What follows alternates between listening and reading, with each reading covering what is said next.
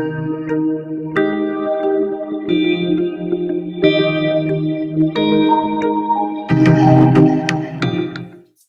welcome back to Red Glasses, and we're on this little series called When Trouble Comes.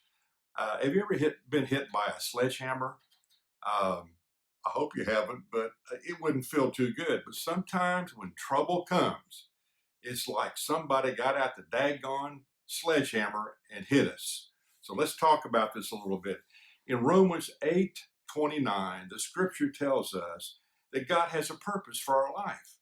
If you are a follower of Jesus Christ, his purpose for you and me is to become like Jesus. That's the purpose. That's why we're on the planet. It's not to do things for Jesus first, but to become like Jesus. And the more we become like Jesus, we will desire to be doing the things that Jesus wants us to do.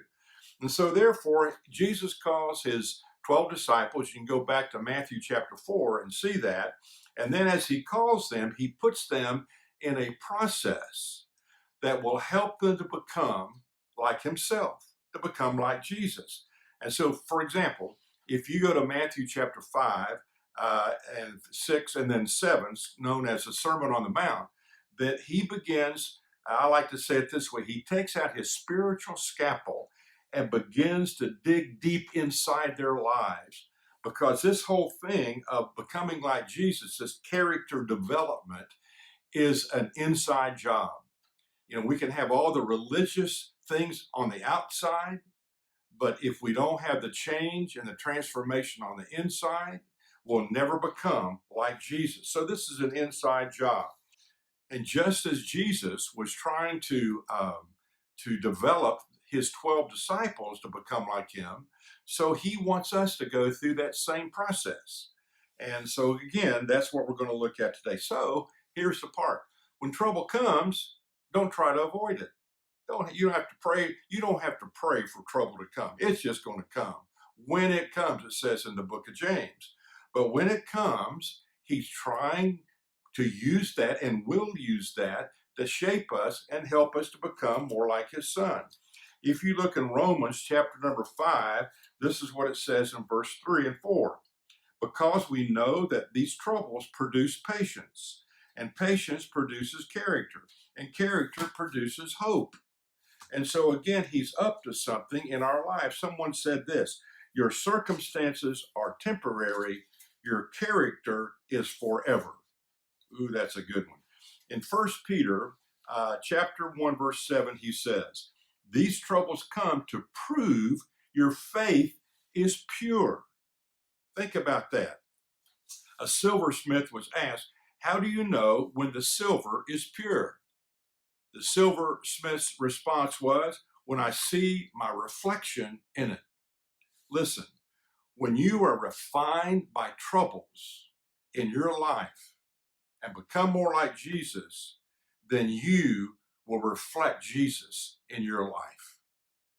And so James chapter number 1, verses 2 to 4, we read the following. Consider it a sheer gift, friends, when tests, challenges come from all sides. You know that under pressure, your faith life is forced into the open and shows its true colors. So don't try to get out of anything prematurely. Let it do its work so you become mature, well-developed, not deficient in anything. So again, he's trying to help us to understand what he's up to here. Listen, Jesus went through a lot of stuff.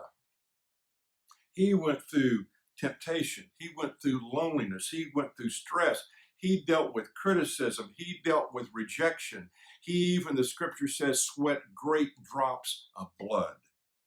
So in Hebrews chapter number 5, we read the following. The scripture says, although he was a son, talking about Jesus, he learned obedience from what he suffered.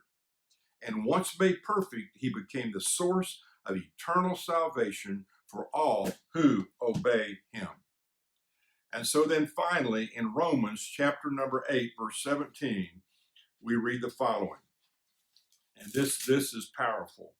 We go through exactly what Christ goes through. If we go through the hard times with him, then we're certainly going to go through the good times with him. So, dear friends, when the sledgehammer hits and the tough times come, you hang in there and know that God's up to something. And don't fail to learn the lessons. You think about that.